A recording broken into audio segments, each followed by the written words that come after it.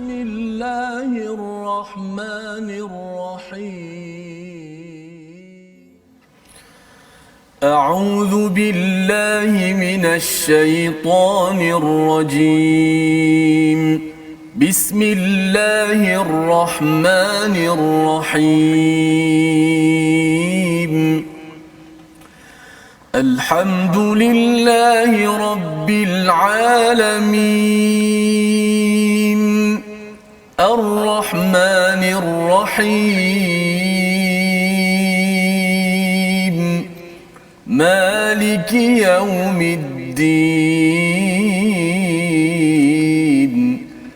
إياك نعبد وإياك نستعين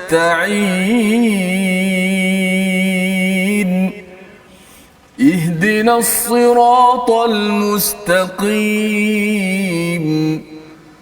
صراط الذين أنعمت عليهم غير المغضوب عليهم ولا الضالين.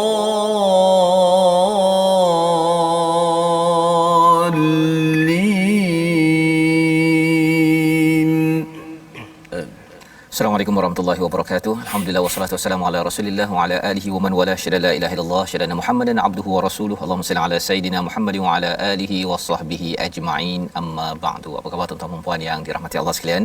Kita bertemu dalam My Quran Time baca faham amal pada hari ini. Kita terus bersama Al-Quran, terus ingin mendapat hidayah, panduan cahaya permata daripada Al-Quran.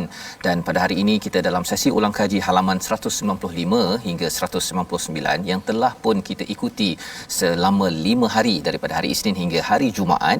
Pada hari ini kita bersama dengan Al-Fadil Ustaz Dr. Syafiq Sahimi dan Mudir Pusat Pengajian Baitul Hikmah Ipoh. Selamat datang Ustaz ya. Ahlan wa sahlan. Ya, ini kali pertama kita di sini. Dan bersama dengan Ustaz Tirmizi. Apa khabar Ustaz? Alhamdulillah. Alhamdulillah kita ada tetamu istimewa hari ini. Insya-Allah. Insya-Allah kita boleh dapat kita ambil istifadah pada hari ini. Ya, alhamdulillah insya-Allah ya. Jadi bagi tuan-tuan yang berada di online teruskan untuk share, untuk berkongsi di Facebook masing-masing dan kita doakan agar apa yang telah kita belajar 5 hari ini dapat kita ulang kaji, dan ulang kaji ini bukan sekali sahaja, sebenarnya kita berkali-kali. Malah apabila kita ingin menuju pada Ramadan nanti, sebenarnya Ramadan adalah bulan ulang kaji. Sebenarnya Nabi bertadarus ya bersama dengan Jibril, dan itu adalah bulan untuk melihat balik ya, memetakan balik, menyusun balik apa yang ada dalam hati pemikiran agar ia menjadi bekalan takwa sepanjang tahun selepas daripada bulan Ramadan. Jadi pada hari ini kita akan mulakan dengan melihat kepada halaman 195 di mana apabila kita melihat kepada perjuangan Tabuk ataupun perang ya, pada waktu ini diingatkan pada surah Taubah di pertengahan ini tentang satu kumpulan manusia yang terbongkar ya, dan pada ayat ke-49 itu Allah menyatakan tentang istilahnya taftinni ya, iaitu ada kaitan dengan ala fil fitnah saqatu. Perkataan fitnah itu digunakan dalam ayat 49. Kita baca dahulu ayat 49 ini sebelum kita kembali kepada Al-Fadil Ustaz Dr. Syafiq untuk menerangkan apakah yang dimaksudkan fitnah. Adakah fitnah sama macam dalam bahasa Melayu yang katanya apa, tuduh orang sesuatu yang dia tak buat, ataupun berbeza? Kita baca dahulu ayat 49 surah At-Taubah halaman 195. Silakan Ustaz Tir. Baik, terima kasih Fadil Ustaz Dr. Fazrul, yang berbahagia Dr. Syafiq selaku tetamu kita pada kali ini. InsyaAllah kita akan memulakan bicara kita dengan ma'akhairil kalam, dengan sebaik-baik kata-kata ialah Al-Quran Karim daripada ayat 49 surah At-Taubah. Sama-sama kita menghayatinya, moga-moga kita mendapat rahmat dan istifadah pengajaran daripada ayat yang kita baca ini insya-Allah. A'udzubillahi minasyaitonirrajim.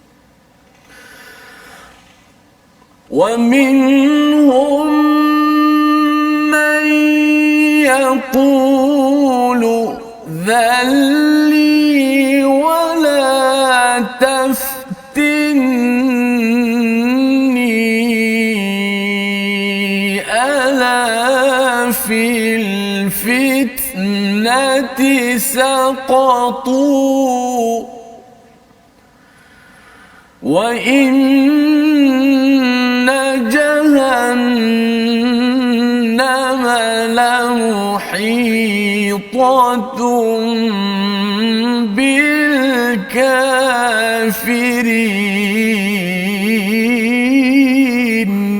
صدق الله العظيم. Surah Al-Azim ayat ke-49, dan di antara mereka ada yang berkata, berilah aku keizinan untuk tidak pergi berperang, dan janganlah engkau menjadikan aku terjerumus ke dalam fitnah.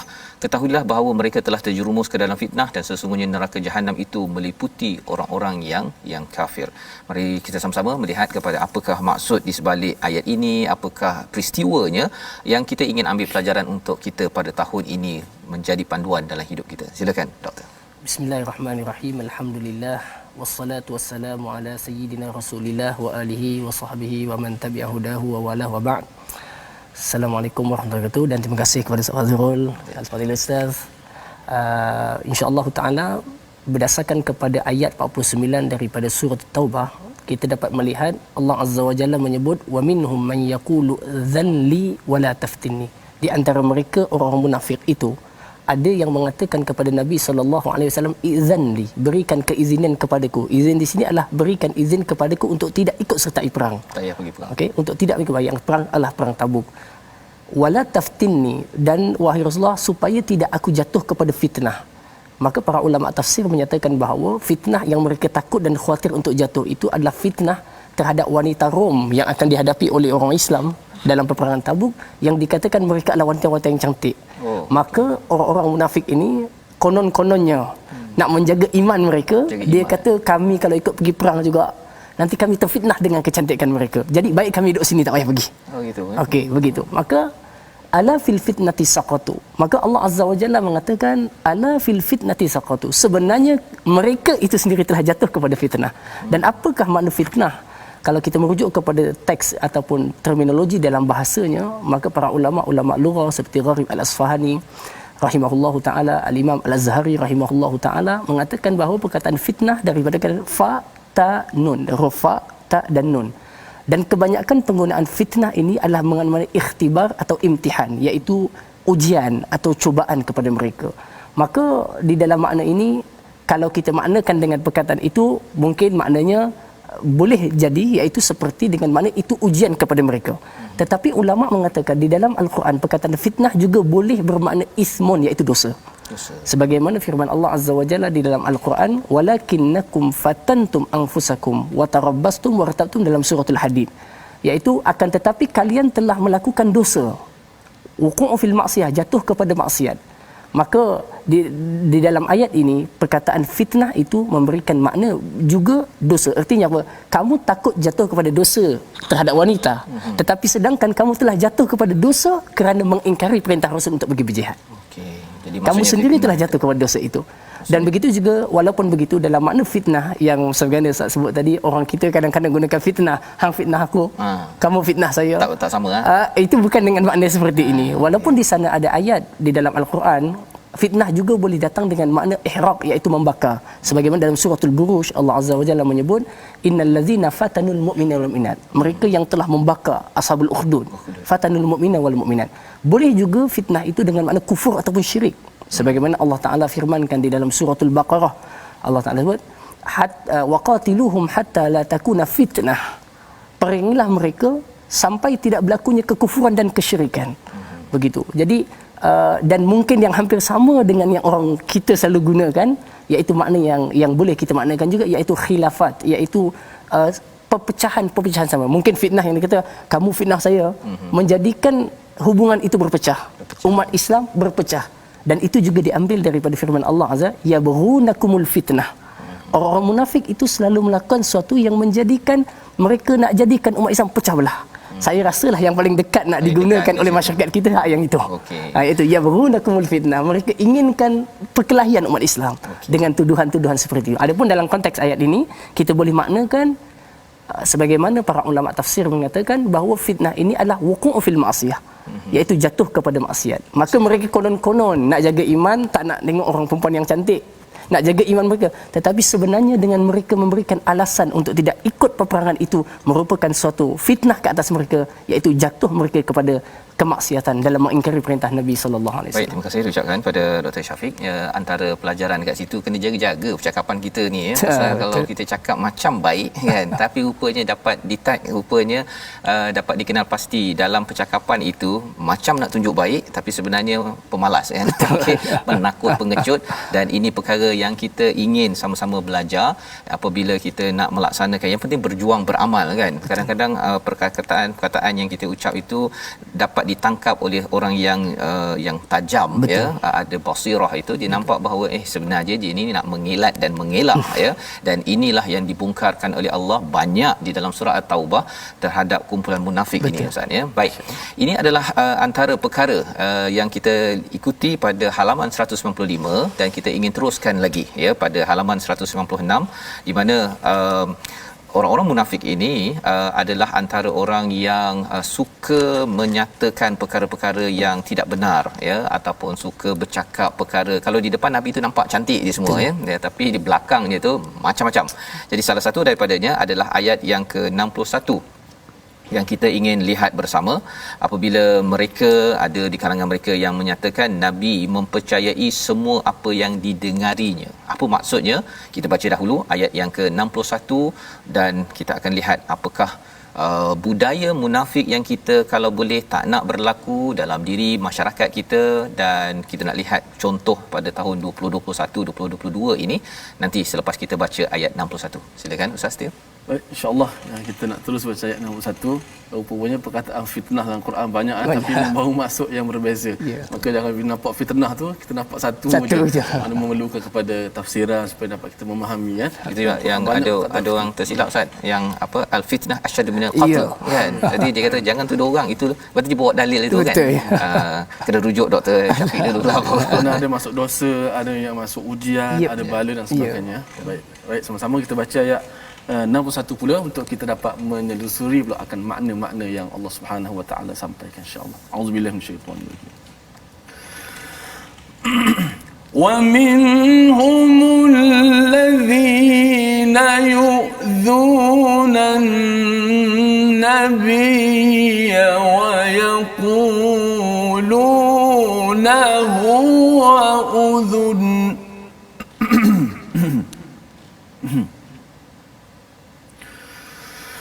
قل أذن خير لكم يؤمن بالله ويؤمن للمؤمنين ورحمة للذين آمنوا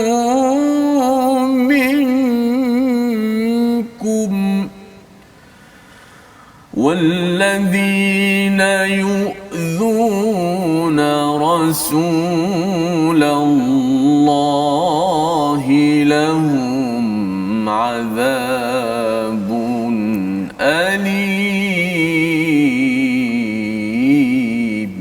صدق الله. Surah Al-Azim ayat 61. Dan di antara mereka orang munafik ada orang yang menyakiti hati Nabi sallallahu alaihi wasallam dan menyakiti dan mengatakan Nabi mempercayai semua apa yang didengarinya.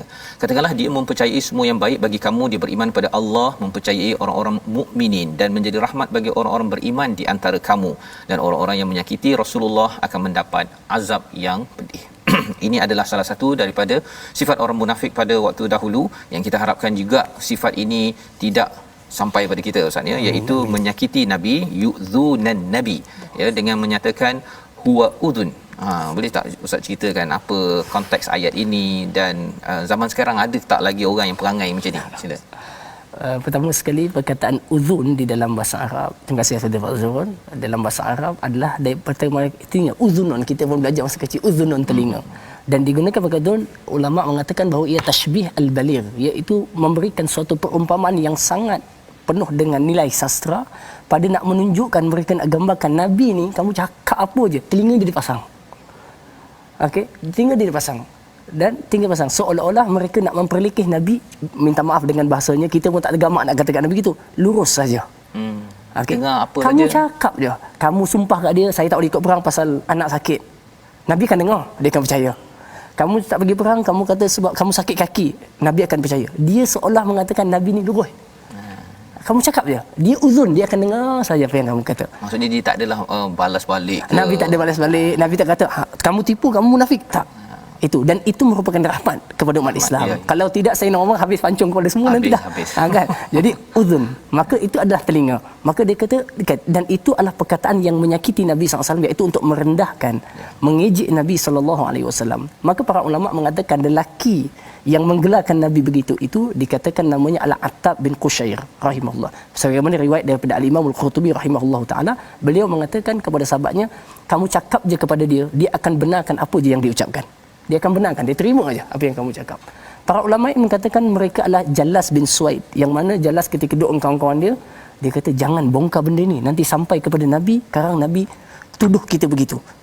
Kemudian Jallas mengatakan, dia kata tidak, apa je yang sampai kepada Nabi dia akan benarkan. Kamu cakap je, sumpah je depan dia, bagi je alasan apa-apa. Sebab itu nanti di belakang nanti ada 3 orang sahabat, wa alas salasatil ladzina khulifu. Yang ni bila sampai depan Nabi dia jadi tak tergamak nak menipu di depan Nabi SAW. Adapun orang munafik, dibagi je alasan, bagi je sumpah, buat je apa-apa untuk tidak mematuhi perintah baginda Rasulullah SAW. Jadi ini adalah sebagai suatu perkara besar. Kemudian Allah Taala sebutkan qul udhunu khairin lakum. Okey, katakanlah wahai Muhammad, Nabi dengar dan terima itu adalah sebenarnya baik untuk kalian. Okey, tetapi kena ingat, bukan dengar sebarang dengar. Baginda ni yu'minu billahi wa yu'minu lil mu'minin. Perkataan yu'min ni biasa kita terjemah beriman. Tetapi yu'min artinya yusaddiq, membenarkan. Sebagaimana dalam surah Yusuf, wa ma anta bimu'minin lana walau kunna shadiqin. Tidaklah engkau membenarkan perkataanku. Jadi di sini Nabi hanya mendengar perkataan benar yang datang daripada Allah, wahyu. Wa yu'minu lil mu'minin, dan Nabi hanya membenarkan apa yang disampaikan oleh beriman. Kamu orang munafik, Nabi sebenarnya tak benarkan. Tapi Nabi tak katakan kamu bohong. Sebagai rahmat, wa rahmatul lil ladzina amanu minkum walladzina yu'zuna Rasulullah. Orang-orang yang menyakiti Nabi, dan mereka menyakiti Nabi dengan lidah mereka. Dia kata Nabi begini dengan perkataan begini, dan ini menunjukkan bahawa menyakiti Nabi hatta selepas wafatnya Nabi sallallahu alaihi wasallam merupakan dosa besar. Dalilnya adalah lahum azabun alim. Dan setiap perkara yang diberikan tahdid, ancaman oleh Allah Azza wa Jalla, menunjukkan perkara itu adalah dosa besar. Maka setiap perkara begitu. Jadi sahabat menyatakan zaman kita ada tak macam tu? Sebenarnya boleh kita kata banyak sekali orang yang bermuka seperti ini datang depan kita, dia kata cakaplah begitu, tetapi di belakangnya adalah lain. Dan watak munafik ni subhanallah, Allah menceritakan, dan surah ini selain At-Taubah dinamakan surah Al-Fadhihah.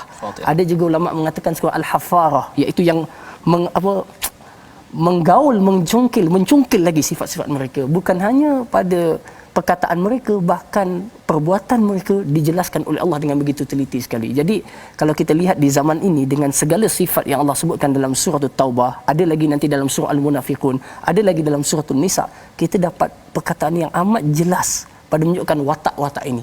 Manusianya berbeza tetapi wataknya sama. Watak yang sama. Dan kita, dan saya selalu ulang kepada kawan-kawan kita, kata kita belajar benda ini untuk kita nilai diri kita supaya kita tak ada sifat itu. Betul. Dan yang keduanya, kalau kita berinteraksi dan berkomunikasi dengan orang lain, kita dapat berhati-hati mengikut step yang Al-Quran ajarkan. Betul. Wallahu a'lam. Terima kasih diucapkan pada Dr. Syafiq menerangkan pada ayat yang ke-61 ini tentang bagaimana mereka orang munafik ni dia suka melabel kan. Dia gunakan perkataan untuk melabel, pasal dalam umat Islam dia tak suka melabel kan. Kalau dia nampak macam tak kena tu, dia tak cakap ya, tapi dia akan ajak lagi. Malah macam Nabi lah ya, dengar tu tak ada pula cakap penipu kan. Pasal bila keluar perkataan penipu itu, apatah lagi kalau daripada mulut Nabi kan, memang itu amatlah sebagai satu laknat sebenarnya. Betul. Kan. Jadi ini adalah satu akhlak yang ditunjukkan oleh Nabi sallallahu alaihi wasallam, tapi orang munafik merasakan itu sebagai satu kelemahan. Betul. Kan, dia rasakan bahawa alah cakap je pada dia, senang je nak goreng dia kan. Senang nak goreng. Tapi sebenarnya ketika mendengar itu Nabi yastami'u lahu kan, dia mendengar betul-betul, tapi dalam masa yang sama Nabi memilih yang terbaik ya. itu salah satu daripada ciri ulul albab yang ada di dalam al-Quran yang perlu kita ambil perhatian kan, agar kita dengar ya, tetapi kita bukan dengar terus terima. Betul. Tapi kita dengar itu menyaring untuk membenarkan Allah, membenarkan kepada orang beriman, dan memang rahmat betul rahmat lah kan. Kalau katakan kita ni, kalau saya lah kan, ada kesilapan cakap dengan Dr. Syafiq ke dengan mana-mana guru ke kan, dah silap tu kan. Tapi kalau katakan itu tak betul, ini kena betul, terus je kalau baca Quran tu macam Ustaz Tirmizi kalau mengajar anak murid, kalau salah dia punya makhraj dia terus dalam masa tu maratan ukhra kan, sekali lagi dia akan jadi takut untuk datang kepada cikgu tu. Pasal saya ada pengalaman lah jumpa seorang Pak Arab waktu dekat luar dulu belajar tu, dia suka maratan ukhra kan, kan alamak kan, tak datang lagi kelas kan. Okey, jadi rahmat betul ya dari segi akhlaknya bila mendengar, tetapi itu bukan tanda kelemahan ya. Itu sebagai tanda, sebagai satu akhlak yang amat tinggi untuk kita sama-sama meraihkan. Lemah silap itu ada, tetapi jangan sampai diambil peluang pula, apatah lagi munafik ini mengutuk kepada Nabi sallallahu alaihi wasallam. Jadi mungkin sampai ayat ataupun halaman 196 ini, mungkin Dr. Syafiq dalam masa seminit memberikan sedikit kesimpulan awal dua muka surat ini. Sebenarnya apa dua perkara yang perlu kita majukan, terutamalah kita nak masuk bulan Ramadan ini. Cadangan daripada Dr. Syafiq sebelum kita berehat, sambung lagi halaman selepas ini. Baik, untuk persiapan kita di Ramadan ya. Baik, saya bila kita melihat Ramadan boleh kita istilahkan sebagai bulan Al-Quranul Karim. Bulan yang kita memang betul-betul menyibukkan diri kita dengan Al-Quran. Sebagaimana Al-Imam Malik diriwayatkan bahawa beliau merupakan ulama hadis yang terkenal, guru kepada Imam Syafi'i, penyusun kitab Muwatta. Tetapi sampai sahaja bulan Ramadan diceritakan bahawa Imam Malik akan menyimpan kitab-kitab hadisnya di satu tempat. Dan beliau sepenuhnya menghadap kepada Al-Quran. Dan pada itu kita dapat melihat bahawa sunnah para salafus soleh sendiri menunjukkan bahawa sampai je bulan Ramadan seperti suatu perayaan besar mereka dengan Al-Quranul Karim pada membacanya dan mentadabbur segala isi kandungannya. Dan yakin serta percayalah Al-Quranul Karim adalah relevan dan valid pada setiap masa. Siapa yang menjadikannya panduan, dia akan hidup di dalam panduan dan terpandu daripada Allah Subhanahu Wa Taala. Baik, terima kasih Dr. Syafiq. Maksudnya ini kita perlu merancang perayaan Quran pada bulan Ramadan ya. Mungkin kena susun jadual. Mungkin bagi yang sudah tertinggal 10 juzuk My Quran Time, susun balik satu hari tu, tengok balik mungkin 3 juzuk bagi setiap kalau ada 10 bahagi ini, dapatlah sekitar 10 hari dapat cover 3 juzuk. Betul. Ya, 60 muka surat tu cuba tengok balik, bergantunglah kepada kemampuan, tetapi maksudnya masanya ekstra Ustaz ya, masa ekstra lebihkan lagi, kerana kita nak jadikan ia sebagai betul-betul perayaan beribadah ya, dengan Al-Quran, dengan amalan-amalan yang menambahkan keakraban kita bertakwa kepada Allah Subhanahu Wa Taala. Kita berehat sebentar, kita kembali semula dalam My Quran Time, baca faham amal insya-Allah.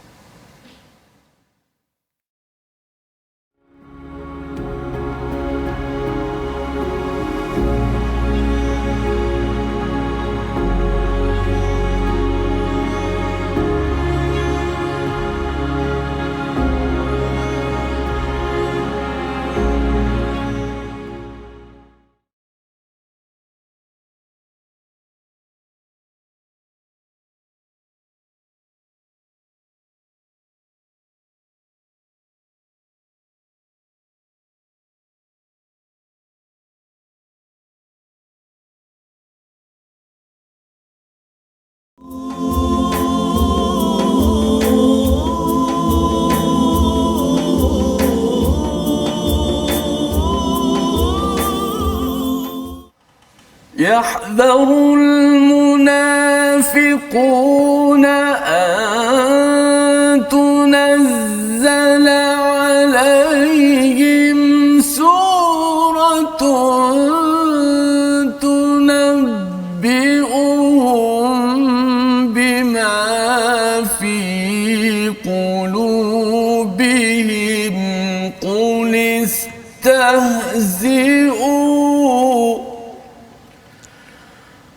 قل استهزئوا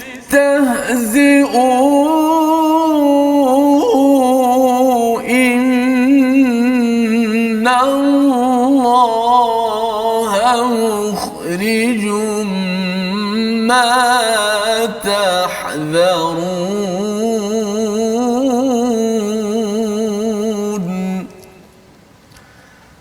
Alhamdulillah, terima kasih kepada semua penonton-penonton, sahabat-sahabat Al-Quran kerana terus istiqamah setia dalam My Quran Time, baca, faham, amal. Moga-moga Allah Subhanahu Wa Taala membersihkan hati-hati kita semua daripada sifat-sifat munafik, dan bagaimana kita telah belajar macam mana step Nabi SAW begitu rahmat dalam mendepani orang-orang munafik, dan kita juga sebagai pengajaran untuk kita berhati-hati berdepan dengan golongan ini, dan pada masa yang sama kita jangan biarkan sifat itu ada dalam hati kita, dan kita mohon kepada Allah Subhanahu Wa Taala. Terima kasih. Safas sila. Ya, baik, terima kasih ucapkan kepada Ustaz Tirmizi. Kita bersama dengan Al-Fadhil Ustaz Dr. Syafiq pada hari ini. Kita sudah pun melihat mengulang kaji dua halaman, dan ini sebenarnya membongkar tentang ciri munafik yang kita bila tengok ayat-ayatnya dia memang menakutkan ya, pasal tak nak kita jadi biasa yang faham dulu munafik tu ada 4 ataupun 3 sifat tu kan, menipu, khianat ataupun gaduh panjang, pecah amanah.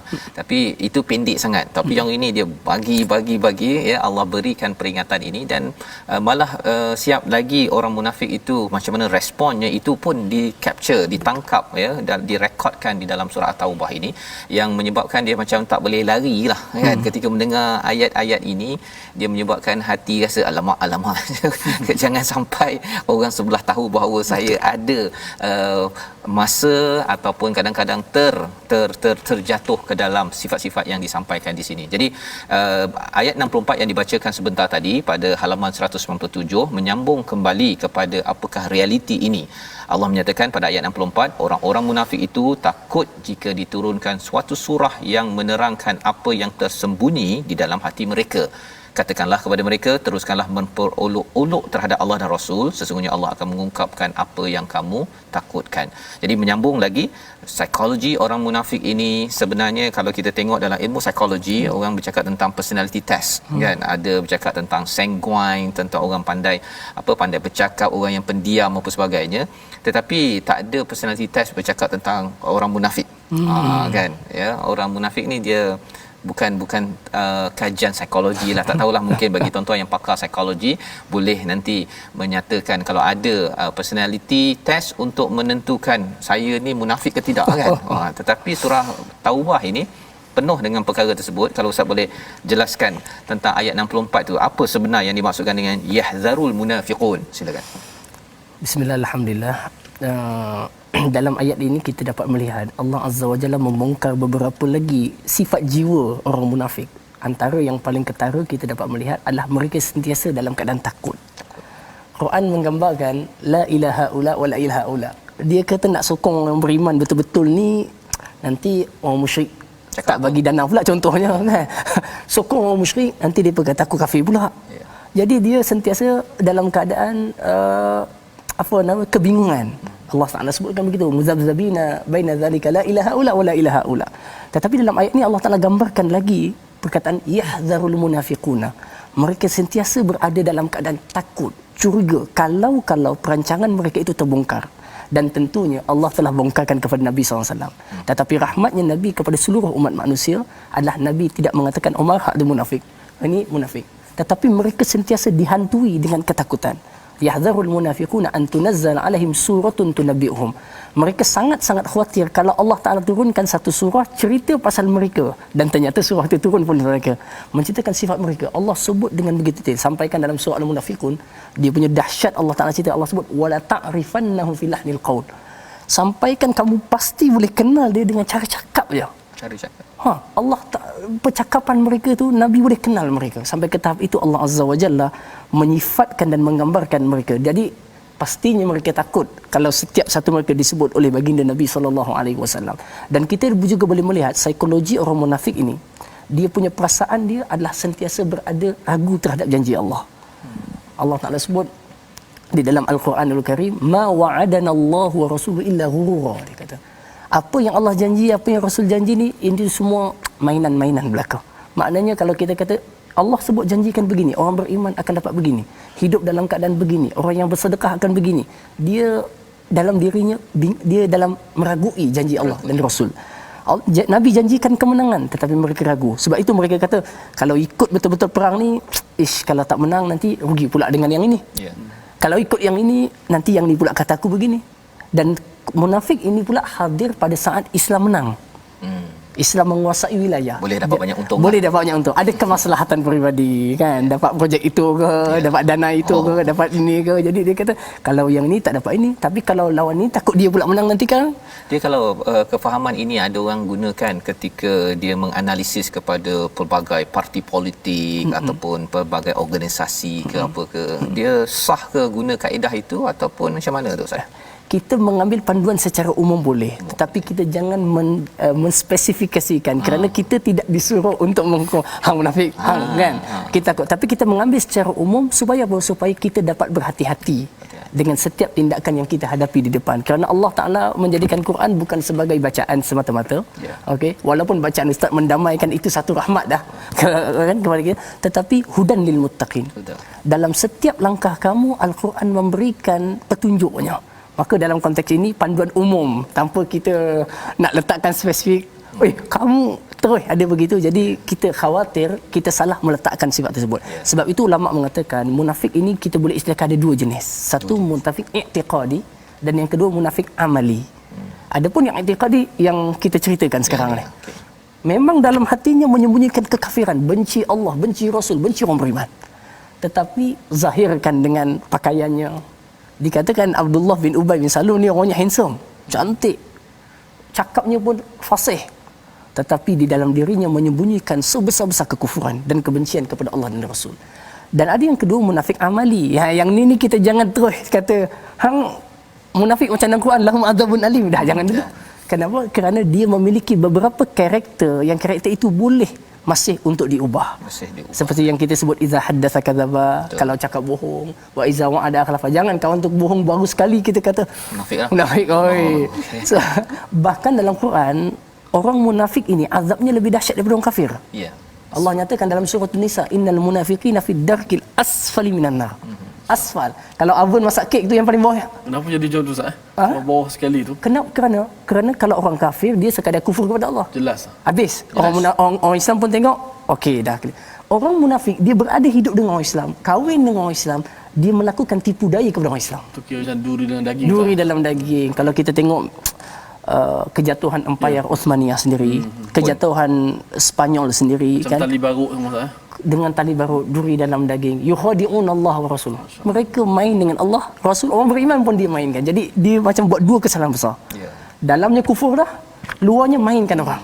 Jadi ini satu perkara yang kita mohon kepada Allah, semoga Allah pelihara kita semua daripadanya, insya-Allah. Baik, ini adalah pencerahan tentang psikologi orang munafik yang sebenarnya amat penting.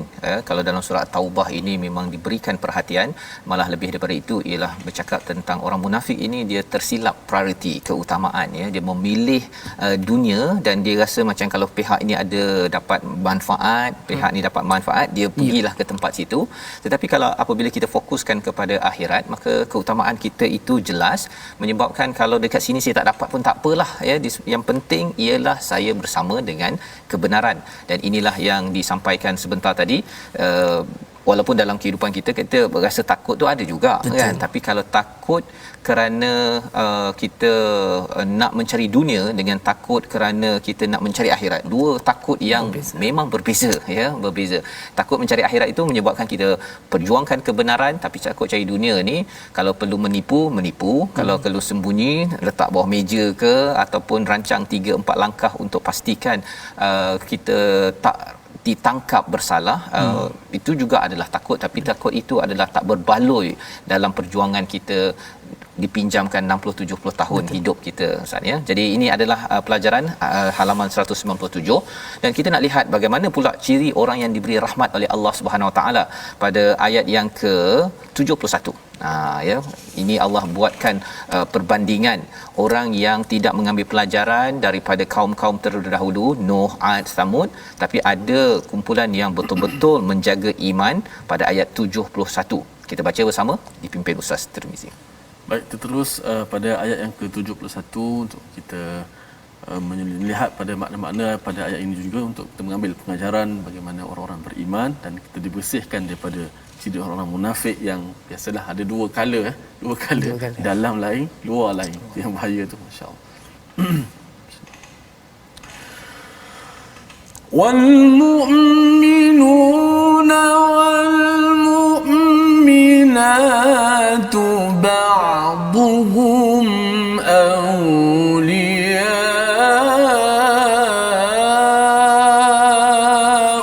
بعض يأمرون بالمعروف وينهون عن المنكر ويقيمون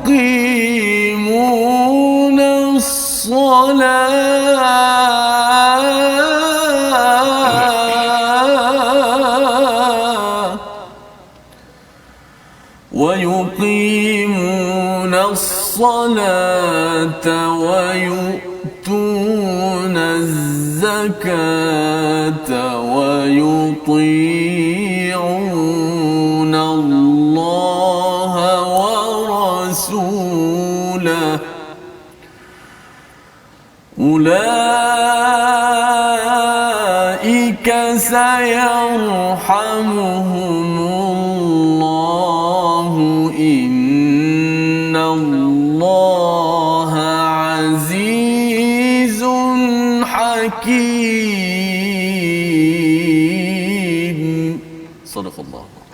Dan orang-orang yang beriman lelaki dan perempuan sebahagian daripada mereka menjadi penolong bagi sebahagian yang lain. Mereka menyuruh membuat makruf dan mencegah daripada kemungkaran, mendirikan solat, menunaikan zakat dan taat kepada Allah dan Rasulnya. Mereka akan diberi rahmat oleh Allah. Sesungguhnya Allah Maha Perkasa lagi Maha Bijaksana. Ini adalah ciri orang yang beriman. Kalau boleh Ustaz menyatakan ataupun kongsikan sikit mengapa ciri-ciri ini penting. Apatah lagi bila ada perkataan sayarhamuhumullah, ya ada sa dekat situ kan. Kalau katakan ulaika yarhumuhumullah ni kira macam dah confirm tu, tapi ada sa tu, kalau boleh dijelaskan agar dapat kita memahatkan dalam diri kita apa yang perlu dibuat agar terelak daripada menjadi kumpulan orang-orang yang nifaq yang dinyatakan dalam surah Taubah. Silakan. Bismillah, alhamdulillah.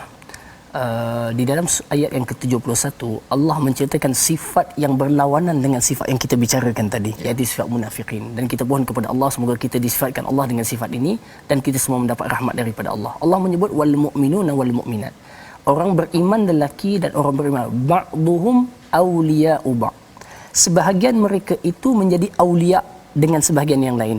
Di sini ada satu perkara yang menarik, Ustaz Azul, ya. Kalau kita tengok muka sebelah je tanpa kita perlu analisa, Allah sebut dalam ayat 67 al-munafiquna wal munafiqat ba'duhum min ba'd. Di sini ba'duhum awliya'u ba'd. Ada beza perkataan awliya. Jadi di situ orang munafik lelaki, perempuan, dia saling bantu membantu. Tetapi di sini orang beriman lelaki dan beriman perempuan, sebahagian mereka menjadi wali bagi sebahagian yang lain. Apa makna awliya? Awliya ini para ulama menceritakan tentang makna wali sebagaimana Syekh Said Hawa telah menjelaskan dengan begitu baik sekali dalam perkara makna wala. Mereka mengatakan wala ataupun awliya di perkataan wali, iaitu wala artinya adalah mahabbah, nusrah dan juga membantu dan memenangkan. Iaitu apa? Orang beriman lelaki dan orang beriman mereka memiliki suatu kasih sayang di antara mereka. Okey, kemudian dia ada nusrah, saling memenangkan apa tujuan kita nak capai. Dia saling dengan ukhuwah yang kuat tadi. Kata Imam Qurtubi rahimahullah, mereka mengatakan qulubuhum muttahidah. Hati orang beriman lelaki perempuan ni satu dengan tujuan yang satu. Tapi orang munafik, mereka ramai dengan satu kepentingan tapi mimpi lain-lain atau cita-cita lain-lain. Mereka mungkin kata kita jayakan misi ini, tetapi setiap orang itu ada agenda masing-masing. Ada dia punya. Kadang-kadang dah sampai tengah jalan, dia tolak kawan tu, dia pergi lain. Tapi orang yang beriman, subhanallah, Allah Ta'ala gambarkan mereka, hati mereka bersatu. Okey, jadi ini menunjukkan apa? Mereka saling berkasih sayang. Mereka saling tolong-menolong, bantu-membantu, dan ini merupakan sifat. Dan wala atau awliya juga memberikan makna ketaatan dengan penuh keikhlasan. Iaitu orang yang beriman, saat mereka ada ketua mereka, mereka taat dengan penuh taat dan ikhlas bersama dengan kasih sayang yang ada padanya. Bukan istilahnya taat betul, dia kata buat ini, buat ini, walaupun mengingkari syarak tetap dilakukan, tidak begitu. Tetapi wala adalah taat dengan penuh kasih sayang, dengan penuh nusrah, bersemangat untuk membantunya. Bahkan Said Hawa mengatakan lebih, irtibatul masir bil masir, apa je berlaku kepada orang yang beriman, dia tetap teguh bersama dengan orang yang beriman. Itu auliya ubah. Jadi di sini sudah membezakan jiwa orang beriman itu satu, bersama dan saling berkasih sayang. Ya'muruna bil ma'ruf wa yanhauna 'anil munkar. Allah menceritakan keistimewaan dan sifat mereka itu apa dia?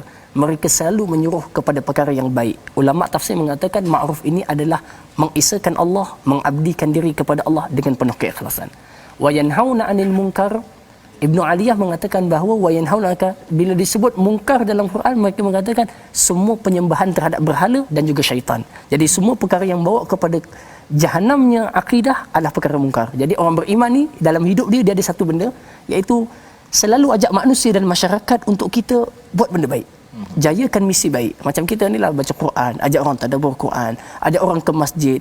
Jadi semua benda yang diwajibkan oleh Allah dan Rasulnya, orang beriman akan segera untuk melaksanakannya. Tetapi beza orang munafik dalam ayat yang tadi, ya'muruna bil munkar. Benda-benda yang bersifat mungkar, pesta ke apa ke, dia pula yang terkedepan untuk menjayakannya. Tapi wa yanhauna 'anil ma'ruf. Kalau benda baik, nanti dulu, tangguh dulu itu dan ini. Jadi itu beza kedua sifat yang Allah Azza wa Jalla letakkan dalam sebelah-sebelah saja muka suratnya. Subhanallah. Dia ada kat sebelah sana jangan benderma, dekat sini ada zakat. Ya. Kan. Tapi menarik dia ayat ini Ustaz ni, di hujung tu dia ada, ataupun di tengah tu ada perkataan wa yuti'ullaha wa rasuluh wa rasulah kan. Biasanya cakap taat pada Allah dan Rasul ni peringkat awal kan. Tapi ini diletak kat ujung pula. Dia macam ayat surah Ali Imran itu yang ta'muruna bil ma'ruf wa tanhauna 'anil munkar wa tu'minuna billah kan. Keimanan pada Allah tu letak dekat nombor 3. Ada. Baik, terima kasih atas soalan ni. Ada jenis ayat Quran yang meletakkan yang awal itu adalah makna priority.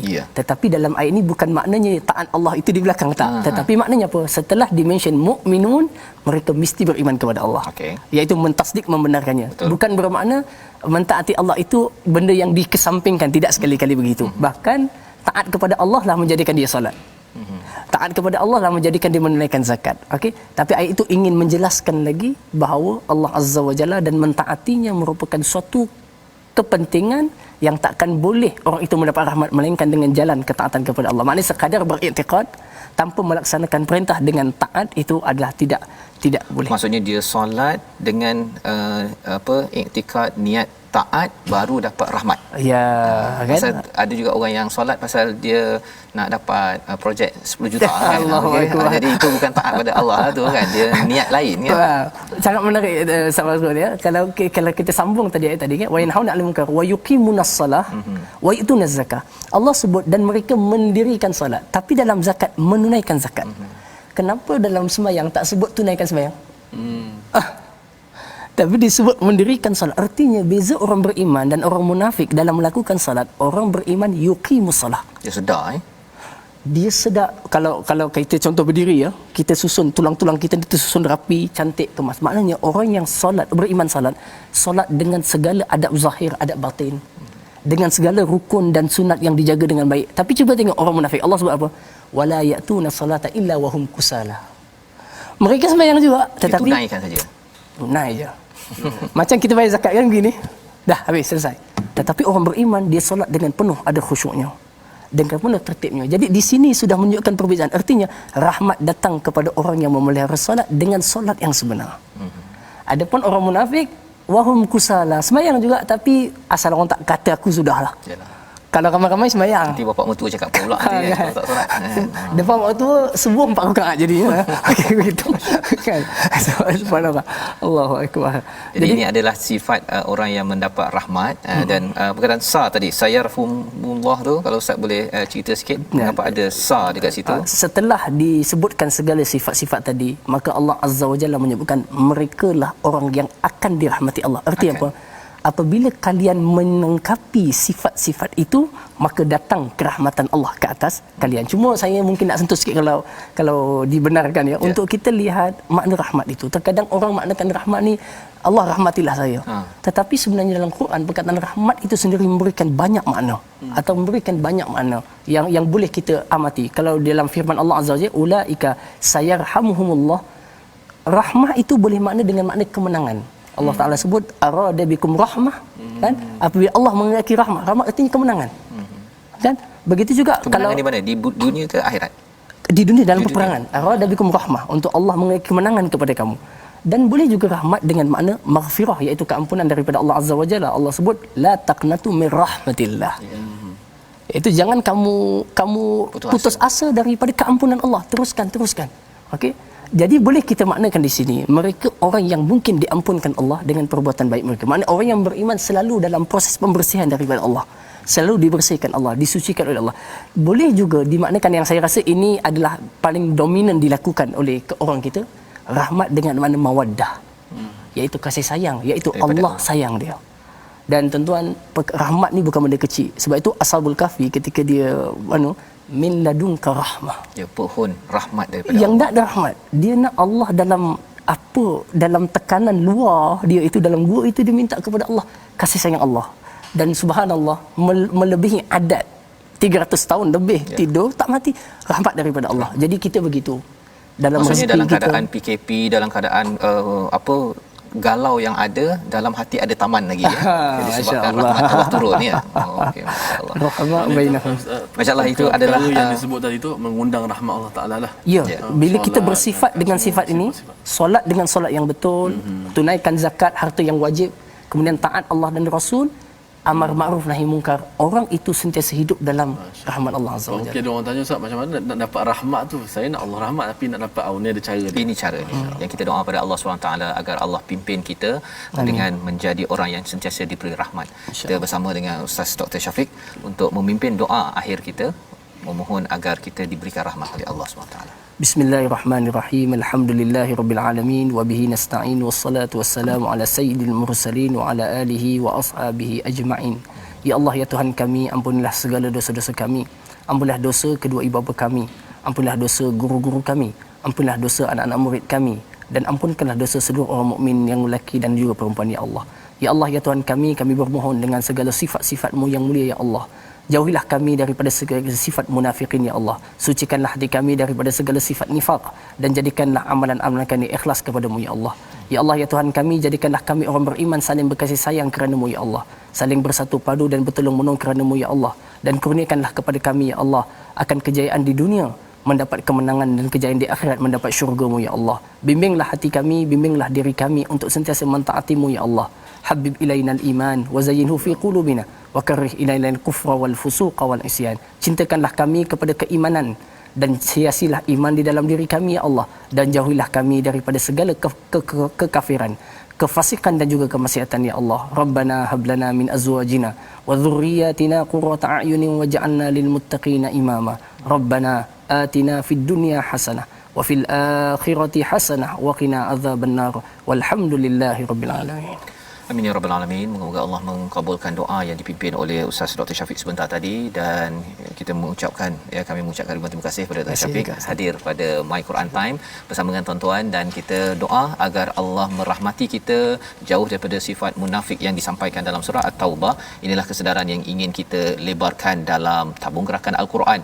Satu platform tuan-tuan boleh menyumbang, tuan-tuan boleh menyumbang idea, jaringan bagaimana lagi ingin dilaksanakan kempen-kempen nilai kesedaran Al-Quran agar masyarakat betul-betul menjadi orang beriman yang committed pada perjuangan membawa kebenaran. InsyaAllah kita bertemu kembali pada jam 5 petang, ulangan pada jam 11 malam dan juga 6 pagi. Rancangan ini dibawakan oleh Mufas yang mendoakan tuan-tuan terus mendapat rahmat, terus memohon rahmat daripada Allah pada setiap masa. Jadi kita bertemu lagi My Quran Time, baca, faham, amal, insya-Allah.